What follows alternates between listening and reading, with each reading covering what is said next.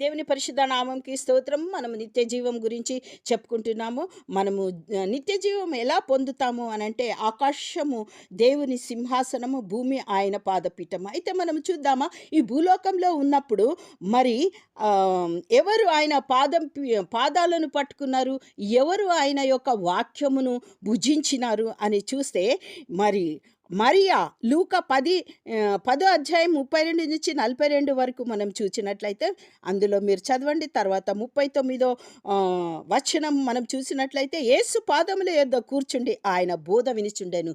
బోధ అంటే ఏంటి? ఆయన యొక్క వాక్యము. ఎక్కడ కూర్చుంది ఆమె? పాదాల చెంత కూర్చుంది. ఇప్పుడు మనం దేవుని పాదాలు ఏ విధంగా పట్టుకోవచ్చు? భూమి ఆయన పాదపీఠం కాబట్టి, ఆయన సన్నిధిలోనికి వచ్చి మనం ఆయన పాదాల దగ్గర మనము ఆయన యొక్క మరి తో మాట్లాడొచ్చు. ఆయన యొక్క మరి మాటలు మనము వినొచ్చు కదా.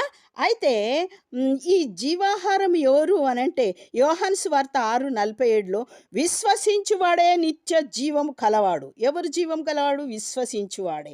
అయితే జీవాహారము నేనే అని వచ్చినాడు. చూడండి, మరి కీర్తనకారుడు ఏమంటుండే, 128:3లో, నీ భోజనపు బల్ల చుట్టూ నీ పిల్లలు ఒలీవ మొక్కల వలె నుందురు. భోజనపు బల్ల అంటే ఎవరు అంటే యేసుక్రీస్తు. అంటే ఇప్పుడు భూమి అయితే భూమి మీద మన పిల్లలు ఏ విధంగా ఉండాలా? దేవుని బల్ల చుట్టూ అంటే ఆయన యొక్క పాదాల చుట్టూ ఎదుగుతూ ఉండాలా.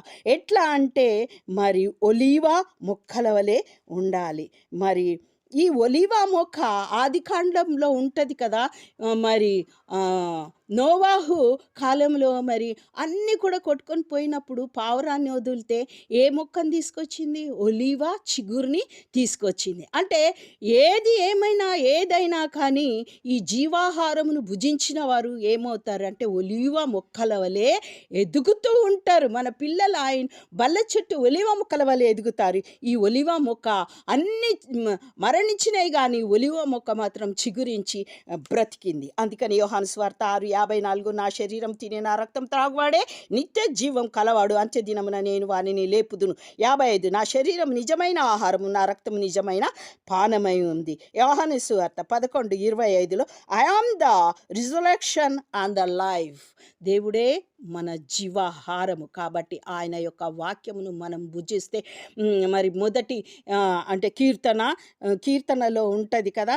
ఏంటిది అని అంటే, మొదటి కీర్తన 3లో అనుకుంటా, దివారాత్రులు దానిని ధ్యానించువాడు ధన్యుడు, నీటి కాలువల యోరన్న నాటబడి